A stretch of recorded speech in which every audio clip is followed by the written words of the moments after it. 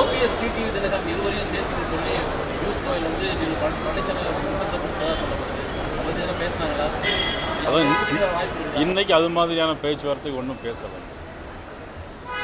இன்றைக்கி நாங்கள் இப்போ பொதுவாக என்ன நிலவரம் எப்படி இருக்குது, நம்மளுக்கு கடந்த சட்டமன்ற தேர்தல் எப்படி நடந்தது, எவ்வளோ ஓட்டு வாங்கியிருக்கோம், பாராளுமன்ற தேர்தல் எப்படி நடந்தது, அது ஓட்டு பெர்சன்டேஜ் எவ்வளவு, அந்த மாதிரி தான் பேசிக்கிட்டு.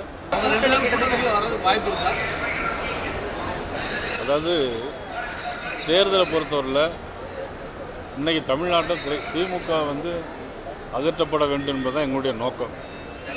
நான் ஆரம்பத்தில் சொல்லிகிட்டு இருக்கிறதே அதனால தான்.